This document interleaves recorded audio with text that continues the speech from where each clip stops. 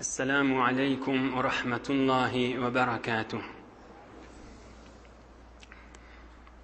بسم الله الرحمن الرحيم. الحمد لله الذي بنعمته وعزته تتم الصالحات وتنزل البركات. الحمد لله الذي هدانا لهذا وما كنا لنهتدي لولا أن هدانا الله، حمدا كثيرا طيبا مباركا فيه. الحمد لله عدد خلقه ورضا نفسه وزنة عرشه ومداد كلماته.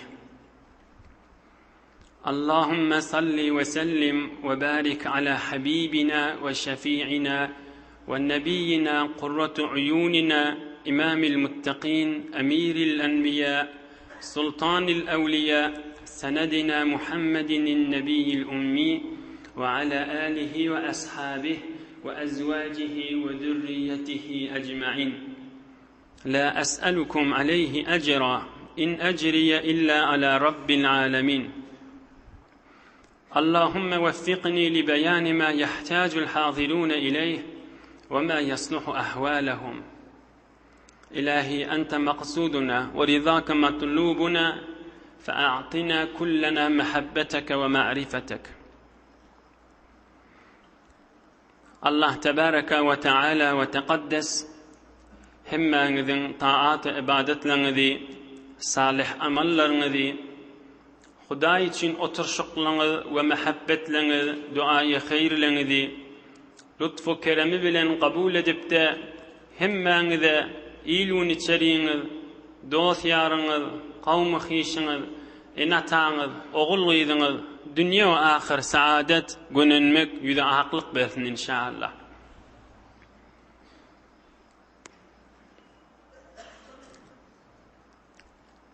وذمذن نوري وبعشمذن تاجي محمد مصطفى صلى الله عليه وسلم اللي نجي عشتا طائف ديان شهر ورب 10 günnağı şotada bolup hiç bir nefer musulman bolmany hewr horluk çekip bir bağın içine gelip otada da Allah Taala yalvarıp otada da Addas diyen bir sahaba musulman bolup barp Neyneva diyen şehirden Resulullah jana bir gowul hoşluk bolup ondan sonra ferişteler gelipdir kömekçi bolayly sana deyip on üstüne yeni bärik çıkıp gelýärkä bir tofar jynlar da musulman bolup kan Resulullah sallallahu aleyhi ve selleme hoşluk bolupdyr. Oham Peygamberimiz sallallahu aleyhi ve sellem Mekke'ye mükerremäge gelýär. Bir neçe wagt geçýär. Kan horluk çekensen o dikkat edeýin. Çınnan horluk çekdi. Bu hususat Taif'ten öwürlük gelýänçe, Taif'e barıp gelýänçe bir jeneferde musulman bolmany Addas'tan başga şo ýurdun adamlarynyň gaty bir Resulullah sallallahu aleyhi ve selleme bir kıyınçılık, horluk bolansaň Hudaý tebaraka ve taala Resulullah sallallahu aleyhi ve selleme bir hoşluk bereýinip bütün alem jahanyň hiçbir beşerin hiçbir mahluğun görmedik ve görmeyecek derecesine eltmeden çürüyüm. Hudaý Taala en ulu olan dergaha Resulullah sallallahu aleyhi ve sellemi çıkaracak deyipdir. Vakti kan muhim değil, köplerçe ulamalar Recep ayın 27'si gecesi vay diýerler. Kan ulamalar beýle şeyle başka vaktlarda ait diýerler, o muhim değil. Yani Mi'raç Resulullah sallallahu aleyhi ve sellemin göğüne çıkallığı hud Kur'an-ı Kerim bilen sabit. Suriye Beni İsrail'in evvelki ayaları, Suriye ve Necmi 27. paran evvelki ayaları bilen kat'an sarih ayet bilen Kur'an-ı Kerim bilen sabittir. Ve bu mahal ayet çıkacak bolsan kan oksijen ödüňmen alıp gitmeli. Resulullah näjire bir yerin cazibesi bilen yerden näjire çıkyp gitsin boljak hatda ki yerin cazibesi var. motorun kudreti olmasa, ya bir kanatın olmasa yerden çıkıp gidip bilmeyen, näjere gitti kan boljaklar ki hava oksijen özben alıp gitmese näjere o jewin içinden geçsin ağırık. Biz hatta puç görürün. Ödü gitti diyemde Huda yakıdıptır. Subhanellezi esra bi abdihi. Huday Teala diye men Huday çıkardım benden diye. O kepler aytyan adam ya aslın kellesi yok bolmaly, yokda imanı yok. Ol adam häzir Huday Teala imanı yok. On gurrunu öz başına ol qalya. Her peygamberin bir mucizesi var demi? O bir de Resulullah sallallahu aleyhi ve sellemin ulqan mucizelerinden. Allah Teala'nın bir kudretlerinden mi? Hulasa Sure-i Beni İsrail'in evvelki ayasında Sure-i ve Necm'in de deslaqı ayalarına Meyracın gurrunları var. İnşallah onu öyle varanızı ingan Kur'an-ı Kerim'in tercümelerinden gözlep bilerseniz ve tefsirlerinden. Hulasa Resulullah sallallahu aleyhi ve sellem aydiye Sallaytu bi ashabi al-atamata bi Mekke'te el-mukarrama. Mekke-i Mukarreme'de öz şehrinde sahabalar menen yatsı namazı okuyuptum diye. Aham akşam öyde yatiqam uqa gidiptim. Furica saqfu beyti öyümün üssü saqf şeyle açıldı. O Cibril ferişte o yanına başka da ferişteler vardı. Menin yanıma geldiler. Ve meni götürüp akittiler ki sayfadat keplemedi. Akidip Kabe'nin yanına Zemzem kuyutunun yanına meni akidip koydular diye. Cibril ferişte men kursağımı yardı ve men yüreğimi abi Zemzem menen yudi Resulullah sallallahu aleyhi ve sellem aydi yaşıvurduğunu. Ve bir legen kızıllan olan legen getirdi. İç imandan, alımdan, hikmetten dolutti. Şodur şoğunu men kursağımı koydu da aham yine de cerrahi edip onu tıkıp önkıyalet koydu deyiptir. Sahabalar aydiye bir Resulullah sallallahu aleyhi ve sellem'in kursağının cerrahisini tıkığı yol görürdük diye. Cerrahi edilse, emel edilse, yarılıp sanam tıkılse cay qaliye da sahabalar aydiye Resulullah sallallahu aleyhi ve sellem'in kursağına cay bağdı diye. Hulasa inimani Merac göğüne çıkarmadan süreyim. O da oğlan vaktinde doğru edilendir yaş kişi vaktinde. İnne de Meracı göğüne çıkmadan süreyim, amadigi tapmadan süreyim, pek Allah'ın buyruğu bilen kursağına ilim muradını, iman muradını qaytadan birlegen doldurulup Resulullah sallallahu aleyhi ve sellem meni oya, men kursağımı koyup, men yine cerrahi edip önkıyalet koydular diye. O ham bir Burak cennetin minelgesi, cennetin uluğu attan kiçenrak, eşekten ulurak Burak'ı getirdiler. Cibril ferişte getirdi. Ve menne minnim yürü vaka gideyli Beytül Mukaddes'e gaşin dedi. Mescid-i Haram'dan inni Beytül Mukaddes'e gaşin uğradı. Resulullah sallallahu aleyhi ve sellem dişinne de huşunna o yolukta öz mübarek cesedi bilen Cibril ferişte kaptanından Resulullah sallallahu aleyhi ve sellem de Burak minip Beytül Mukaddes'e gaşin gittik diye. Aham bir yerik baramızda Hazreti Cibril aytti inzil fesalli. Ey Resulullah ştada düştü 2 rekat namaz okuy dedi. Men de düşüp 2 rekat namaz okuydum. Aham Cibril ferişte aytti ştayı bilýän mi ýeresini? Ştayı Medine-i Munawwara diýip aytdy. İnşallah bir neçe ýyldan hicret etip geljek ýeriň sen ştayı diýip aytdy. Ol Burak cenneti adamlaryň, beheşti adamlaryň minelgesi her ayağın uzadanna, her ayağın yere kakıp uğranına adam bir göz yeter miktarça gitýän boli. Ýöne çapıp bir neçe saniyede Medine-i Munawwara var 400 kilometreden gowrak. Hulasa düş diýipdir 2 rekat namaz okuy diýipdir. Okuydum bitaý Medine-i Munawwara inşallah hicret etip geljek ýeriň diýipdir. Min diýipdir ýene ograýy diýipdir. Ograpdyr. Ýene gittik bir ýaňa ýetdik düş bitada diýdi. Aham men ne düştüm 2 rekat namaz okuydum. Bitaý Tur Sina Hazreti Musa ala nebina ve aleyhissalatu vesselam beyik Allah Teala bilen hiç perişte ara düşmeni münacat edip Allah Teala bilen kepleşýän ýeri teberrük bitada 2 rekat namaz okuydum diýipdir. Ýörim min waqyl gideyli. Yine Burak'a minip yine oğradım. Cibril ferişte de men gaptalymda yine bir ýerik ýetdik düş ştada diýdi. Düştüm. İnzil fesalli. 2 rekat namaz okuydu. Okuydum. Ve taide Beytullahm. Hazreti İsa ruhullah ala nebiyina ve aleyhissalatu vesselam'ın dünya gelen yeri. Bir taide o teberrik 2 rekat namaz okuydum deyiptir. Yerim min oraya gideyli. Yine minip uğrattırla. Maksat Beytül Mukaddes'e varmalı. Yollu baryaqa bir kervan gördüm Kureyş'inki. Mekkan adamlarının kervanı. Özü diyelerini yitiriptirle. Oham olan birine Esselamu Aleyküm deyip men salam verip geçtim diye. Resulullah sallallahu aleyhi ve sellem. Ol Mekkan kervanıdır Resulullah'ın görmeyendirle. Öz aralarına aydıptırla. Hâzâ savtu Muhammed sallallahu aleyhi ve sellem. Muhammed'in sesi geliyor edip tada deyiptir. Salam verip de deyiptir. Resulullah sallallahu aleyhi ve sellem geçip bariyaqa şu kervanın dengesinden geçip gitiptir da. Mung doğru öz başını gurrunu var. Sonra mirastan gelenine gerek bolacak mı bellap koyun. Bulan dengesinden ne geçiyor? Oham Resulullah sallallahu aleyhi ve sellem aydiye. فَبَيْنَا أَنَا سَائِرٌ اِذَا بِمْرَأَةٍ حَاسِرَةٍ عَنْ ذِرَائِهَا وَعَلَيْهَا مِنْ كُلِّ زِينَةٍ. Oham bariyaqa evimizden bir denana çıktı. Astin kuta, yeni yok, yeni kıyska. Öyle üstünde tamam bedevlerden oğudan zatlardan ne geyiptir. Fakalet ya Muhammed anzirni. Ey Muhammed bir dur bir senden bir soruğlum ba aytçık zadım ba dedi yankıdenana. Hicabı yok. İl açık yeni de gıyska. Bet hicab bolup duramam ya ey Muhammed deyiptir. Dur işim ma deyiptir. Cibril ferişte aydıptır. Sir ya Muhammed. Felem eltefit ileyha. Ey Resulullah, ey Muhammed, onu gözleme, inneme her nâmedisin, yürüyor yolun menen bol deydi, ve men ne gözlemedim ve innemedim yolun menen bollum.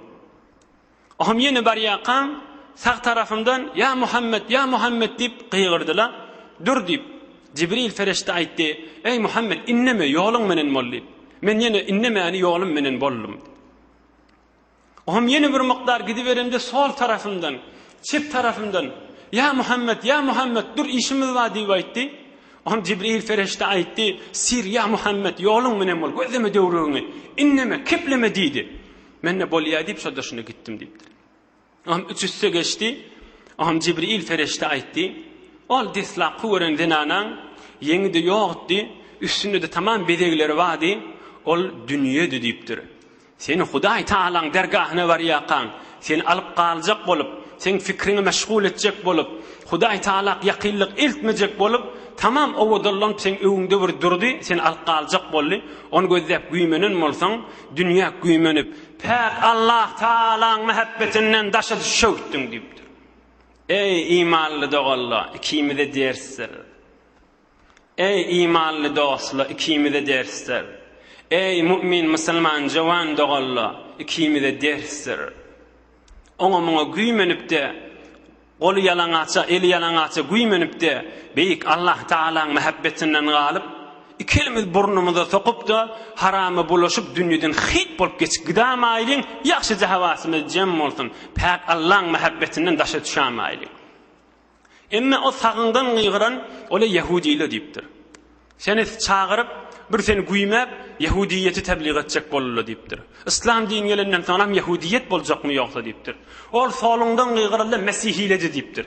Sen alqa alacak bolup yine birlerden çürün bernamela da dünyanki ol kolu yalanaç denana Yahud deyip Mesih deyip yerli yerden Müslümançılığa mızahım olup her tevor pikirle deyip her tevor filmle deyip her tevor zatları zol koyuluptu yaltaklasan qalarsın.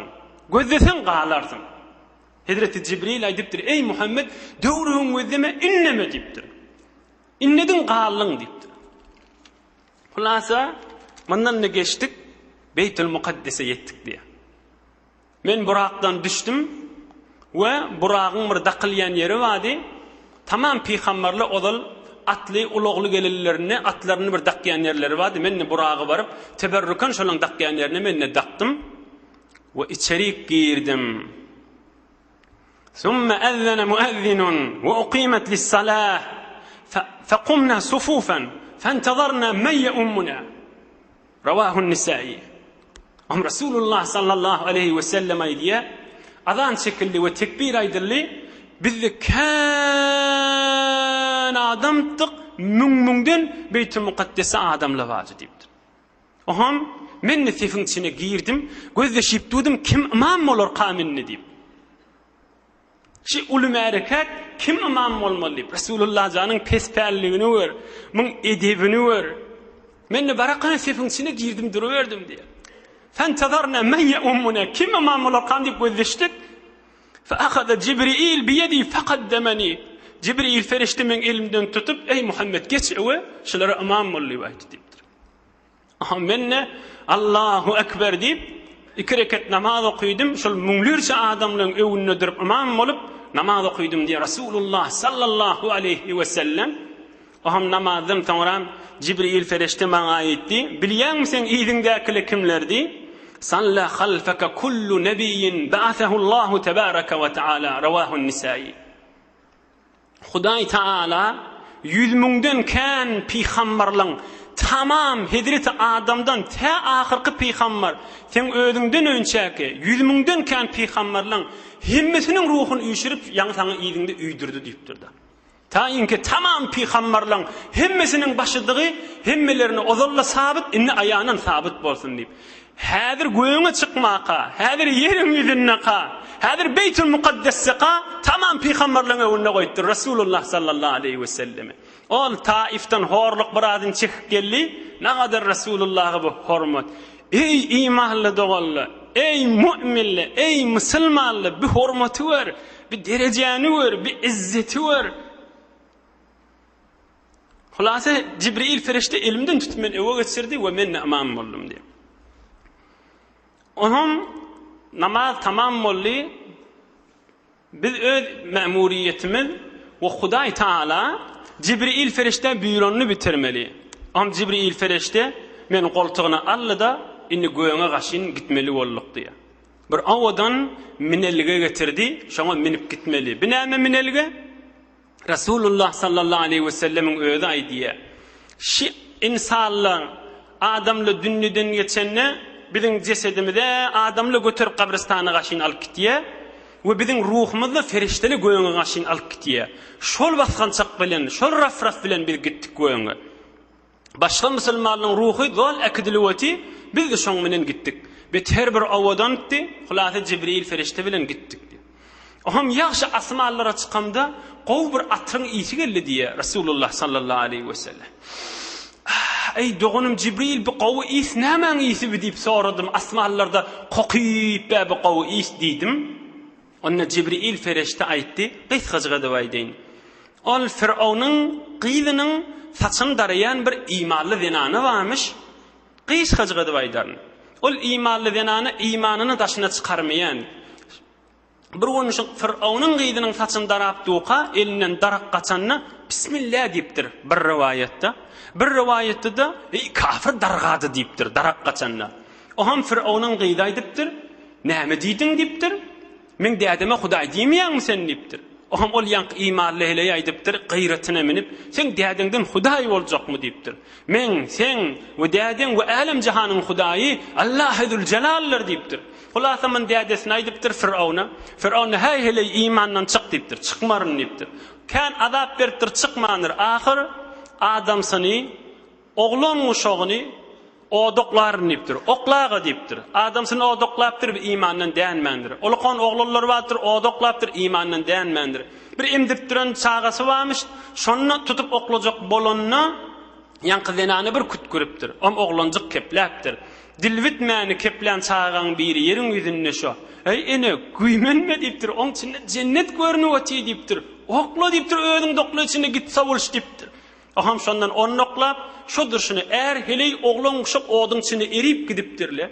Olanny gitdi, şolaň ruhunyň atry 2000 ýyl geçdi şu mahallipdir. Häzirde asmanlarda qokyp getipdi diýipdir. Hudaý üçin edilen zat wefalydyr.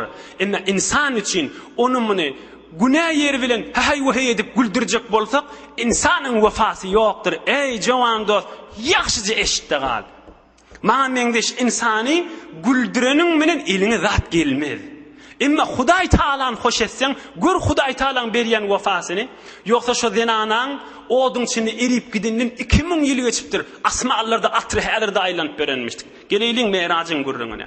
Ondan gitdik, o deslapkı goýuňa yetdik diye. Deslapkı goýuň bir aýlardan, ýyldızlardan we seýyaralardan hemmesinden ýokardyky zat. Deslapkı goýuňa bardyk diye Rasulullah sallallahu aleyhi we sellem ferişteler we goýuňyň nigahbany taklap durallary 70 000 ferişte we her ferişteň ýanyna her ferişteňde 100 000 terwady bar. Şu öýde 1 milliarddan geçip barýar. Bir kıysaçık gurran aýdyň. Ey imanly dogallar, biz insanız. İnsanyň sany heýwer azdyr. Biziň sanymyz, meselem şu ýeriň ýüzünde dağlaň sany ýaly bolsa, ferişteliň sany çägeden niken. Biz bir neçe dağbyz, belli sanap durmaly adamlar. Emmesi bir 6 milliardyň döwregi. Emme ferişteli şu deslap goýuňy barmak kaň näçe milliardda. Hudaý Taalaň mahlugynyň käni feriştelerdir. Oham Jibril ferişte gafyny kakdy, geçşek bolup deslap goýuňdan. Kim bolýaň diýip soradylar. Onda men Jibril diýip aýtdy. Ýanyndaky kim diýip aýtdylar. Onda Jibril ferişte aýtdy Muhammed diýip sallallahu aleyhi we sellem. Wa qad bu'itha ilayh. Şol ahir zaman peýgamberime aýdýanyň hawa merhaban bikum, hoş geldiňiz. Gel ýakana gafyny açdylar we deslap goýuňdan biz geçdik diýipdir. Anryk geçdik, deslap goýuňa girdik. Görsek fa ida ana bi adam tu'radu alayhi arwahul mu'minin. Görsek tamam insanlaryň atasy bolan Hazreti Adam mamışdy. Ala nebiyina we aleyhissalatu vesselam. Hazreti Adam'ın hakikat doğru öýüdi şu, ruhan şu. Hudaý Taala da şu peýgamberliň ruhuny Resulullah'ın sallallahu aleyhi ve sellemin gözünün alyna eýni jesedi alyp köküp goýupdyr. Oňam görsem diye daşdan gözläpdin, şu aýrylýan adamlaň, dünýeden geçen adamlaň ruhuny Hazreti Adam'a köküdilýär. Aktyklary da oňam bir gowy adamyň ruhy geldi, bir imanly adamyň ruhy. Hazreti Adam aýtdy: "Ruhun tayyibe, nefesun tayyibe." Ha imanly bende. Berekellah. Açyp gowy adamyň ruhy debedip, oňam ony gowy ýerige kidildi. Ondan sonra bir kafir adam ölüpdir, on ruhunu getirdiler. Oňam Hazreti Adam aýtdy: "Ruhun habise, nefesun habise." Hay telek adamyň ruhy. Hay zaýlapdyr, biderek adamyň ruhy. Onu teleki ýaňa alyp gitdiler.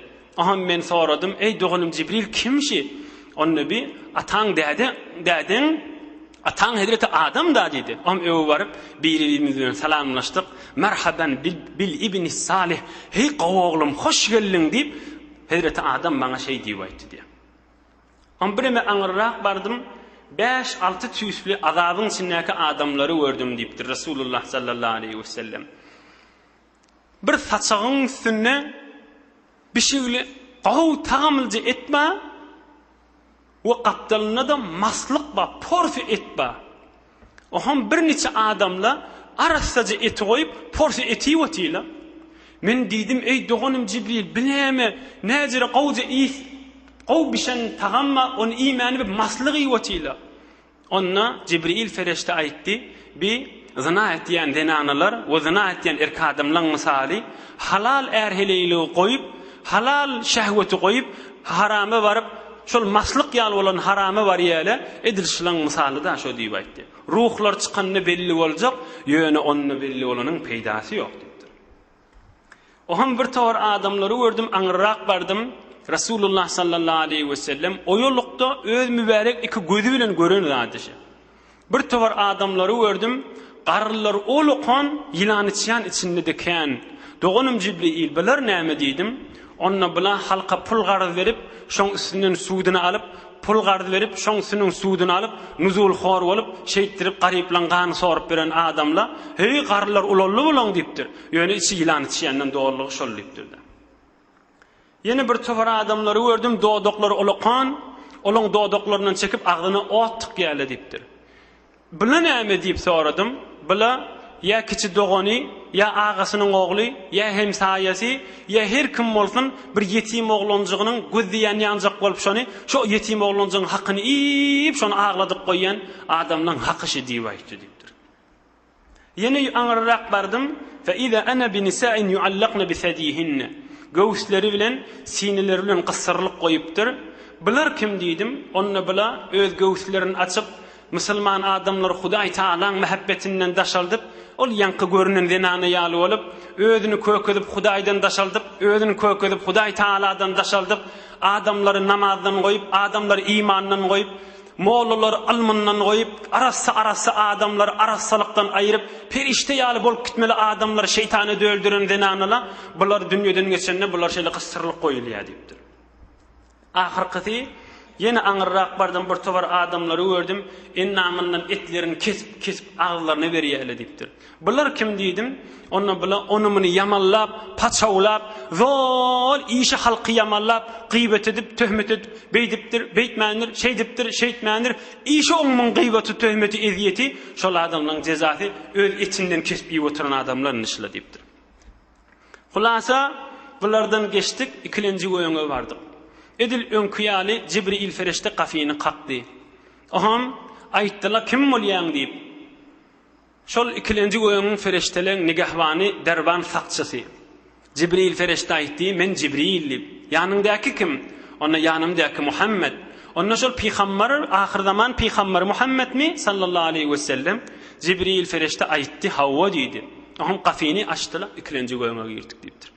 İkinci goýuňda Hazreti İsa we çykany bolan Hazreti Yahya ala nebiyina we aleyhissalatu vesselam şu iki peýgamberi gördüm we salamlaşyp assalamu aleykum we aleykumussalam diýip gollaşyp merhaba hoş geldiň ey ulug peýgamber hoş geldiň diýip maňa aýtdylar we bilen deňesinden geçip gitdim.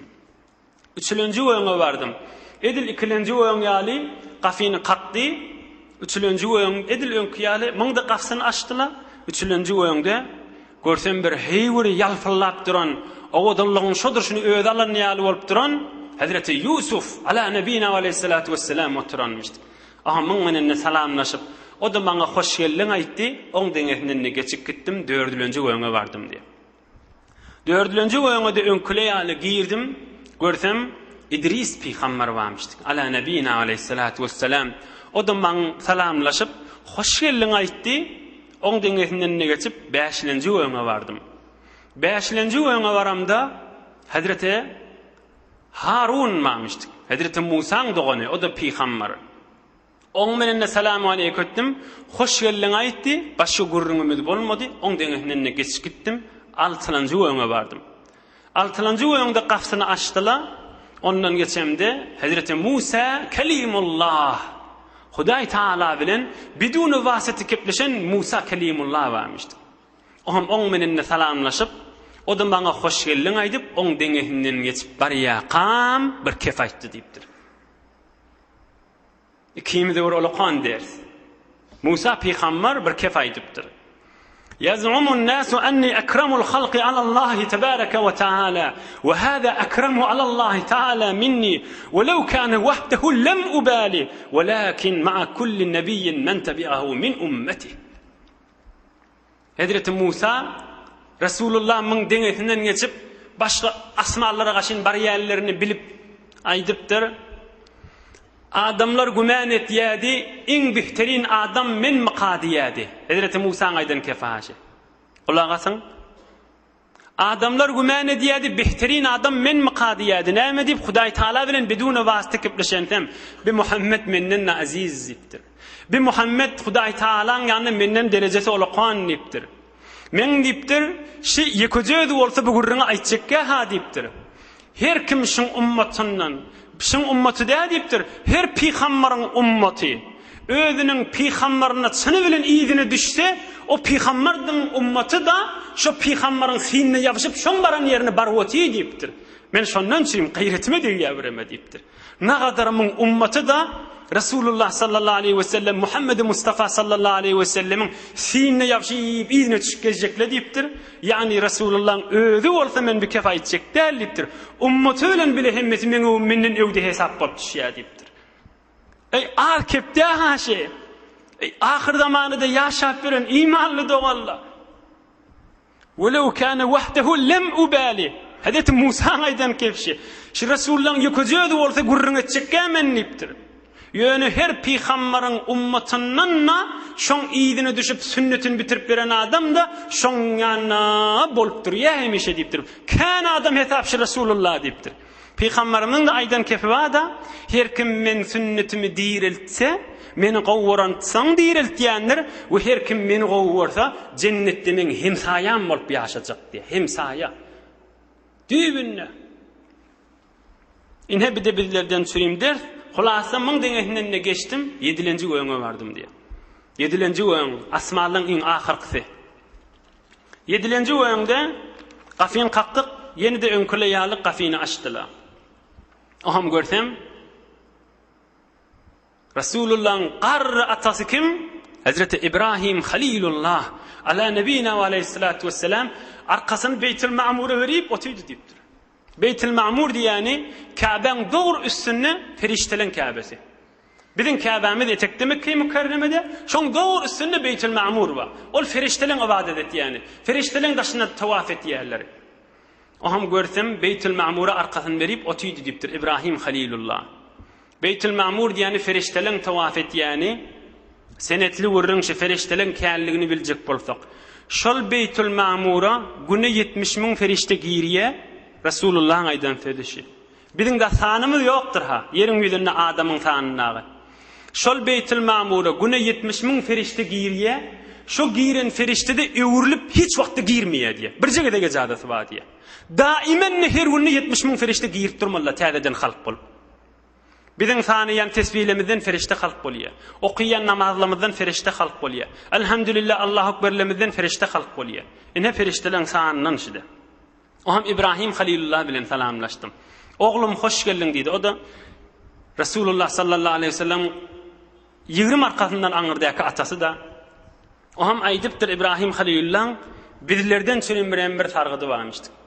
Ya Muhammed sallallahu aleyhi ve sellem aqri ummataka minni es-selame. Ummatyna men tarapdan salam aýt diýipdir. وأخبرهم أن الجنة طيبة التربة عذبة الماء وإن غراسها سبحان الله والحمد لله ولا إله إلا الله والله أكبر ولا حول ولا قوة إلا بالله. Ummatyna men tarapdan salam aýt. Oşolara aýt, cennetin yeri gumheýwry gowdur. Suwuda süýjüdür. Ekmege amada yeri tahtdır. On içinde ekmelsi de Subhanallah, Elhamdülillah, La ilahe illallah, Allahu ekber, La havle ve la kuvvete illa billah. Kana istalla dertlerine de verdiktir. Men taraftan salam da yetir, şunun ummatına eşittir deyiptir. Hulasa 7 öň geçirdi hemmesini. Resulullah sallallahu aleyhi ve sellem aydiye 3 zatda şu goýoňda gördüm diye.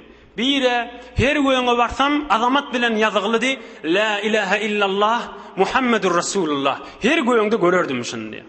İkincisi tamam goýoňlarda feriştelerin tesbihini eşderdim. Subhanal aliyyil a'la, subhanahu ve taala. Ulu olan belki ulurak olan Hudaý Taala aýpdan we naqsan pakdir. Hudaý Taala'da hiç aýp bolmaz diýip tamam feriştelerin tesbihini zol eşderdim diye. Üçüncüsi ما مررت بملأ من الملائكة ليلة أسري بي إلا قالوا مر أمتك بالحجامة. الإمام أحمد وابن ماجه والحاكم. Her perişte sataşıp durun, her perişte bilen gurrundaş bolup durun. Maňa aýtdylar, ummatyňa eşitdir, hejamet etsinler diýip aýtdylar diýipdir. Hejamet diýen arkasından çyrtyp çykkan alýanlar, tebipli bilýändir. Şol ennamyňdaky ülganyň aýryp adamyň gaty salym bolmagy, bütün ennamyňdan derdi aýrylmaga sebep. Ine Resulullah sallallahu aleyhi ve sellem Meraja gidende saglygymyzdan çürüdür alqaýdan sowgady da. Ulukan bir dertlere dermanda hejamet etmek ülganyny arkaňdan liwan goýup aýyrmakda ülganyny. Hulasa perişte şu tataşan perişte maňa aýtdy, ummatyňa eşitdir, hejamet etsinler diýipdir. Durşuna saglykdan çürüýär gowda. Bulardan ne geçtik? Cibril ferişte yürüýünni 7 kat asman tamam bolly cennete baraýly aýtdy. Summa ilal cennet fastaftaha. فقيل من هذا؟ قال جبريل. ومن معك؟ قال محمد صلى الله عليه وسلم. Oham cennetin kapsyny kakdy. Oham sakçysy aýtdy, sakçysynyň ady näme? Ridwan. Kim bolýan diýdi. Onda men Cibril diýip aýtdym. Yanındaki kim? Yanımdaki Muhammed sallallahu aleyhi ve sellem. Ve kad ursile ileyh. Şu ahir zaman peygamber Havva kafini açtı diptir. Mahtumul işan aydiyandır. Mi'racın gecesi seyri baranda ol Cibrail emin bile yörenne. Cennet kapsana gelip duranna Bismillah deyip iyişik açtı Muhammed sallallahu aleyhi ve sellem. Ama Resulullah sallallahu aleyhi ve sellem o yolukta açık mübarek cesedi bilen, mübarek bedeni bilen Bismillah deyip de cennetin içine giriptir sallallahu aleyhi ve sellem. Cennete girimdi bir qıydı yortup qayttı bana qaşinne. Fastakbeletni cariyetun. Bir qıydı oğlan yortup qayttı deyiptir. Salamlaştık. Limen enti? Sen kiminki diye ayttın? Bir hurgıydı da. Kiminki olyan dedim. Ona ayttı. Ana li Zeyd ibn Harise. Ol geçen haftede geçenler Resulullah Taif'e gidenine bir cavan sahaba nämetti? Resulullah'ın arkasında durup hay vurman, hay degmen, hay vurman, hay degmen, hay vurman, hay degmen demedi mi? Men şonqı deydi Hudaý Taala mani septet koydu şondan süreyim deyiptir. Bir neçe ay mundan ol Taif'ten Yelyaqa vurulup yenjilip qayttılar da hatta Resulullah sallallahu aleyhi ve sellem mübarek ayağı dağdı qanadı. Ol Zeyd'in tamam mübarek kelledi bedenin şodur yara olupdur. Hay vurman, hay degmen, hay vurman, hay degmen diyen Zeyd diyen sahabe, cavan sahabe men şonqı deyiptir. Sonra Peygamberimiz Meraç'tan gelenne Zeyd'e sataşanını aydıptır. Ay boşluk deyiptir. Cennette Hudaý Taala sana teyyarlan bir hurgıydı. Gördüm deyiptir. Öwümden çıktı cennete girende deyiptir. Der salaylen Hudaýyň wefasy vardır. İnsan bir wefadır. Onun muni doğru del yerden güldürenimizden Hudaýymyz hoş edeýin. Hudaý Taala bize wefa verecektir. Beýleki hoşlugy ýadymyzdan çykarmaýlyn. Ol hoşlugy ike ondan sonra hiç narahaty yok. Aham anrak bardım. İnna a'taynakal kawsar wa şol kawsar arğın maňa kökedili. Kawsar suwu kökedili. Kawsar arğından içti Muhammed diýenler mahtumul işan sallallahu aleyhi ve sellem. Ine sana verilen kawsar şidip menne gözüme kökezile diptir. Aham gelýän bir ses işitdim diptir. Resulullah sallallahu aleyhi ve sellem. Fakultu ma hada? Binami özi yok sesi var dedim cennetin içinde. Onu Cibril aytti hada belalul muezzin. Azançı Belal'ın kavuşunun sesi. O da kanaydandır tefsir klasımında. Azançı Belal'ın kavuşunun sesidir. Bigat horluk çekti. Bigat vuruldu. Bigat yenjildi. Bigat qızğının üstüne, çağağın üstüne, qursağında daşlar koyuldu. Hada belalul muezzin. Cennetin içinde kavuşunun sesi aylanıverdi. Hudaý Taala'dan Hudaýyň hoşlugyny tapsak, Hudaýyň wefasy vardır. İnsanlar bir wefadır. Mandan çıktık beheşten Resulullah sallallahu aleyhi ve sellemin gayretindan, Resulullah sallallahu aleyhi ve sellemin himmetinin yokartından hiç yerde güymenen atda. Binem, hem oldu. Bidatları var. Yer çıkaylı. Yer giyreyli. Yer baraylı. Näme deyip? Çan mundan olu korrak, mundan muhimrakla attan süreyim geliyor. Pak Allah'ın huzuruna var yerliğin biliyor. Hudaý Taala mundan olu korrak derecesini kökejewin bilýärdi. Hiç yerde güýmenen akla. Hurgylaşlamy dur göreyli. Bağ miwomşla dur göreyli güýmeneyli tada. Suwmyşy dur mundan güýmeneyli yo. Giyreyli, çıkaylı. Aham ondan gittik. Dowzaky cehennemi döwür göreyildi. Aham bardyk. Görsem kapsynyň agzyna Malik barmışdyk, cehennemin sakçysy. Ondan içindäki azaplar görüp de öwrülüp. Aham men aýtdym Cibril feriştäge kulak asyn. Ey doğanım Cibril, mali lem ati ala ahli semain illa rahhabu bi ve zahiku ilayya. Gayr raculin wahid radda alayya selame ve rahhab ve lem yadhak ilayya. Ey Cibril ferişte, 7 kat asmanna ve biheşte her kim bana sataştı, meni gülür yüz bilen täbil aldy diýipdir. Bilemen men yüzüme gülmedi diýipdir, yüreğimde düğün aldy diýipdir. Yankı cehennemin sakçısı aslında gülmedi bana diýipdir. Hoş geldin aýtdy gülmedi diýipdir. Onu Cibril ferişte aýdypdyr. Zaka Malik khazinun nar lam yadhhak mundu khuliqa ve law dhahika li ahadin la dhahika ilayka. Onu bir cehennemin sakçısı hazın niyele bir yaradılanı ver gülenak. Ey Resulullah, eğer bir adama gülecek bolsa sana gülerdi, sana gülmedi inde melek hiç kimde gülmeye odalı gülenakşı deyiptir. Eğer gülecek bolsa sana gülerdi şu deyiptir. Gülmeye onu Hudaý Taala evet odal azapdan çürüm koyunladı deyiptir. 7 kat asmanı geçirdik, cennet bilen beheşti geçirdik. On Cibril feriştani gördüm. فإذا جبريل كالحلس البالي من خشية الله عز وجل. Cibril feriştani gördüm kiçelip bir quryan palasyanak bol qalapdır dipdir. Resulullah sallallahu aleyhi ve sellem ayetiye Ravahu Tabarani bi senedin sahih kaza fi durril mansur. Cibril feriştani gördüm quryan palasyanak bol titrapdı dipdir. Aham Hudaý Taala Kur'an-ı Kerim'de bir gurrun aydiye hizmetine de yetireyin. Şu taada Sidretul Munteha diyen yere varttırlar. O ham Hudaý Taala Cibril feriştäge sen asli suratında ştada bol, sen öz hakiki suratını Resulullah görsün yine bir gerek diptir. Allah Taala Kur'an-ı Kerim'de aydiye Euzu billahi mineşşeytanirracim. وَلَقَدْ رَآهُ نَزْلَةً أُخْرَى عِندَ سِدْرَةِ الْمُنْتَهَى عِندَهَا جَنَّةُ الْمَأْوَى إِذْ يَغْشَى السِّدْرَةَ مَا يَغْشَى مَا زَاغَ الْبَصَرُ وَمَا طَغَى لَقَدْ رَآ مِنْ آيَاتِ رَبِّهِ الْكُبْرَى. Beyik Allah Teala'nın kelamışı. وَلَقَدْ رَآهُ نَزْلَةً أُخْرَى. Cibril ferişte hakiki suratında olup durağım.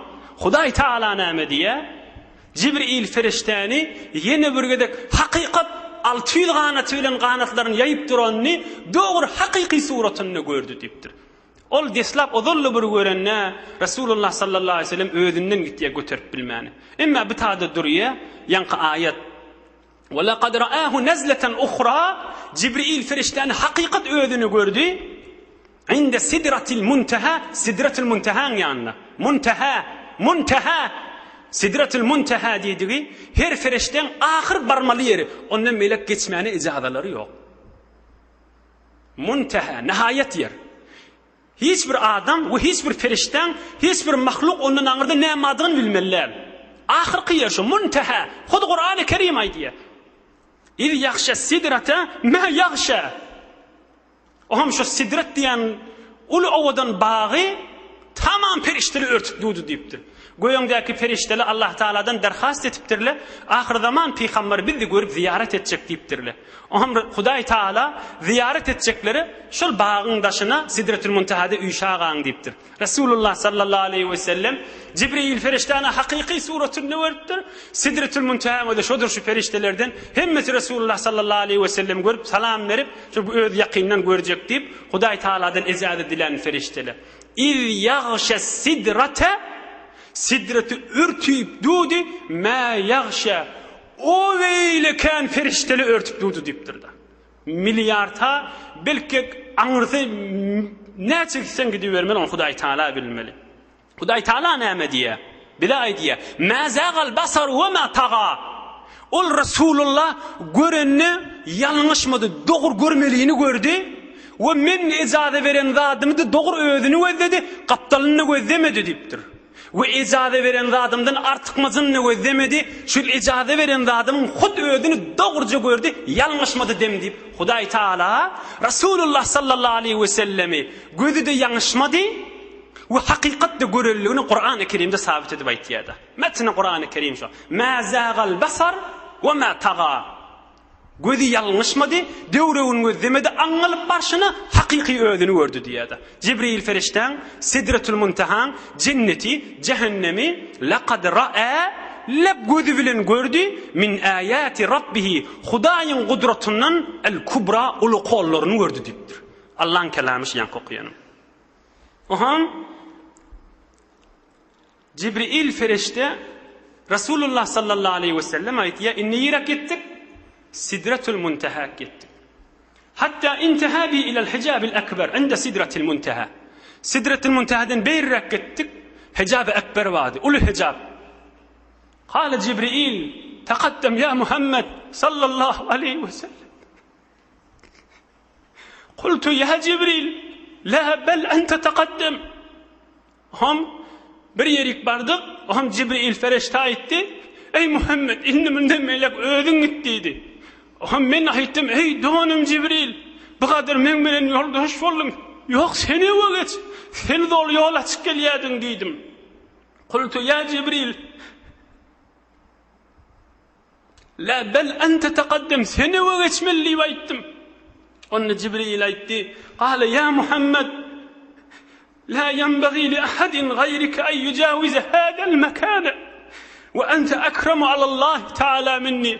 Ey Muhammed, menden ağırda hiç kimin ezadeti yok, geçme. Fakat sen ezada ama ey Muhammed mert bol git menden ağır deyiptir sallallahu aleyhi ve sellem.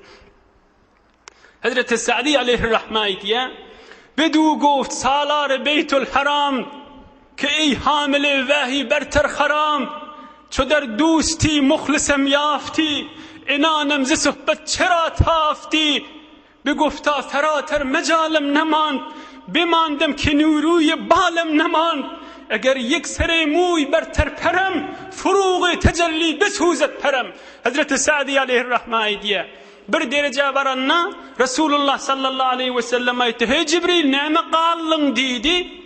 Çöder dosti muhlisem yafti inanem zi sohbet çera tafti mana yoldaş bolup gelýädiň inni näme nime rafiq nime rawollun inni näme qallın ýür diýdi begofta ferater mecalem neman bimandem keniruye balem neman sanat inni diptir ennam diptir gidip bilemak diptir irinden aýdypdyr Cibril ferişte eger yeksere muy berter perem furuğu tecelli besuzet perem menden ağrıyık bir ağacı qılyanzık kistim bitin men yan diptir edasın nur yakyamen diptir fakat ödün hala o git diptir fataqaddamtu faraqani Cibril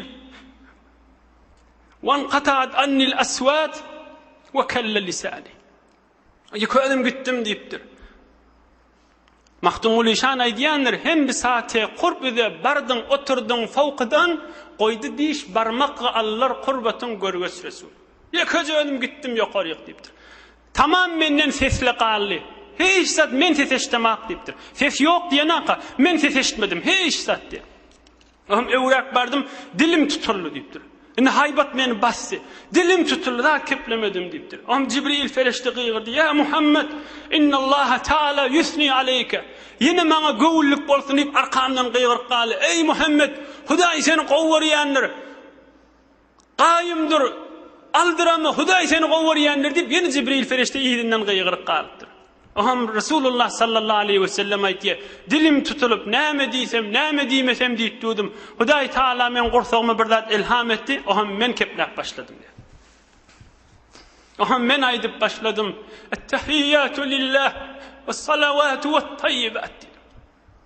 Hudaýa hudawanda tamam dilim menen ibadetlam, tamam bedenim menen ibadetlam, tamam malım menen ibadetlam. Hudaýa sen aýdyşyňa göre başardığımdan ettim, sen raziçylygyňdan çürüm ettim diýipdir. Ettehiyyatu lillah dilim menen ibadet edellem, sen hoşlugyňdan çürüm, sana ben delik edeýin diýip. Ve salavatu bedenim menen ibadetlamdy şeýle, ve tayyibat malım menen pulum menen ibadetlamdy. Hudaýa sana diýdim. Hudaý Taala aýtdy: "Esselamu aleyke eyyuhen nebiyyu ve rahmetullahi ve berekatuh." Ey Resulullah, dilin ibadetini getirdin, sana men salamım bolsun on beraberine. Bedenin menen ibadeti getirdin, ve rahmetullah, Hudaýyň rahmeti bolsun sana. Malın menen ibadet getirdin, ve berekatuh, ona da bereketim bolsun diýipdir. Üç zatın beraberine üç zat verdim diýipdir.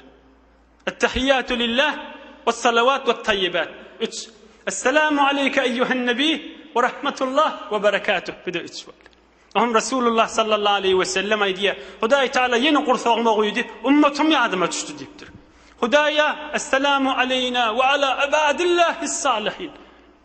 Hudaýa maňa desen salamyň bolsun. Tamam salyk bendeliňe de bolsun diýipdir.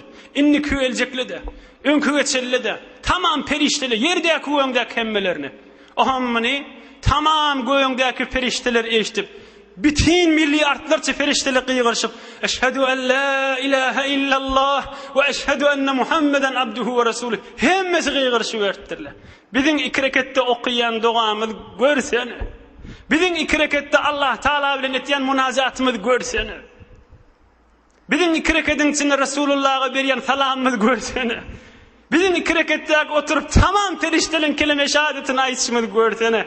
Ey can dostlu dünya bilen çalışıp olacak. Ay portu dünya ne amoltırmın beraberine aydar yani. Aslında cennet bilen çalışıp olacak mı şimdi? Aslında ne bilen çalışıp olacak şimdi?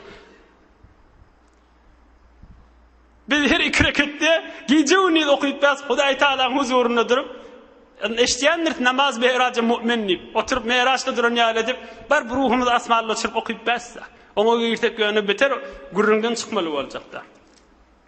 Oham Huday Teala aytti inşallah 5 dakikadan tamam eder.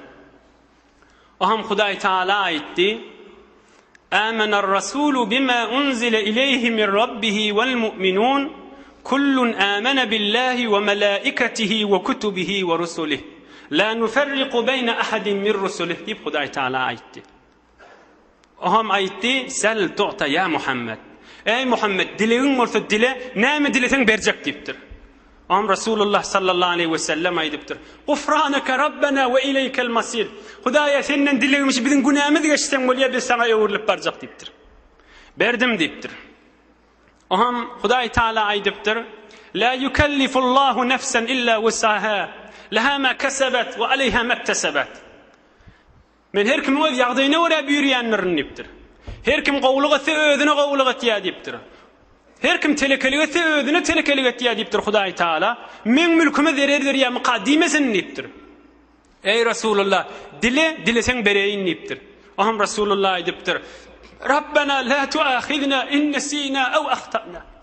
Hudaýa ýalňyşsak, unutsak, bilmän etsek, näme dip ýalňyşýan? Näme özüň bir ýaňa ýazyp goýmadyň? Näme bellesin etmediň dip bizi tutma dipdir. Hudaý Taala bolýa dipdir. Seni we ummatyň men tutmarym dipdir. Ýalňyşsaňyz, qyssalsaňyzdan bizi öldürerim diýip bir iş etdiýse. Ya unutsaňyz men Hudaý ummaty Muhammedin tutmaýyn dipdir. Kabul etdim duaňy dipdir. Ey Muhammed dile bereýin dipdir. Am Resulullah sallallahu aleyhi ve sellem aydıptır. Rabbena ve la tahmil aleyna isran kema hamaltahu alellezine min qablina. Hudaya hudawanda ünkü ummata bir ağır yükler oklayanmıştın. Şonu bize oklama diptir. Lekezalik berdim diptir. Dile ve yine verecek diptir. Sel tu'ta. Dilesen verecek diptir. Oham Resulullah sallallahu aleyhi ve sellem aydıptır. Rabbena ve la tuhammilna ma la taqata lana bih. Önkü ummat ennamne bedenine diyen evin başına necaset deyse yuvanı bilen pek bolmaya kesip ayırmalı. Önkü ummat evin başına necaset deyse kesip ayırmalı. Yuvanın men pek bolmaya. Şu jirek ağır yükleri men ummatımdan ayır Hudaya diptir. Ayırdım diptir. Küçükede sıkıp ayırdılar pek boldu diptir. Tamam ağır yükleri ayırdım sen ummatından. Yengilcek etip koydum diptir. Dile diptir, bercek diptir. Am Resulullah sallallahu aleyhi ve sellem aydıptır. Wa'fu anna, waghfir lana, warhamna, ente mevlana, fansurna alal kavmil kafirin. Hudaya bizim günahımızı geç. Hudaya bizim mağfiretini atal. Hudaya sen bizim eyyamız. Hudaya bizim kafirlerin dayağı olayım, kafirleri basıp durayım diptir. Berdim bana diptir. Resulullah sallallahu aleyhi ve sellem yankı amener Resulullah hainne. Suriye Bakara'nın ahirki hikayeti yankı.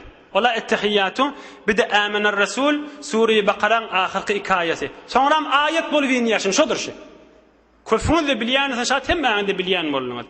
Resulullah sallallahu aleyhi ve sellem aydıptır da şol amener Resul ve iki aya.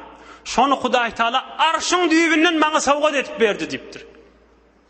Her kim şonu her gece okuysa şo gece bütün ibadet geçirenin togamını Hudaý berjek diptir. Ondan sonra Hazreti Ömer Faruk ve Hazreti Ali Murtaza radıyallahu anhum lana mediye ikisinin de aydan kefi. Men öz nazarıma şolan aydan kefşi. Men öz nazarıma bir adam aklı var bolsa her gece şu hikaýany okuýanlar dipdir. Sonuçta 2 ayağını okuysan, giyeceğin şudur şun bilim uşap namaz okuyanın sevabını Hudaý Taala berjek diýipdir. Akly wa bolsa şonu hirice okuýanlar diýipdir. İnşallah pek Allah köklediğinden iyidini inşallah indiki hefte alıp gider. Hudaý Taala yurdumuz parahat, vatanymyz emniyet, agzy birlik, iman awry, merizlemizde şefa, gözdiýerlere kuwat, musafiratda, hytmatda, gurbatda tamam müşkilli dögülen müşkilin asan etsin inşallah.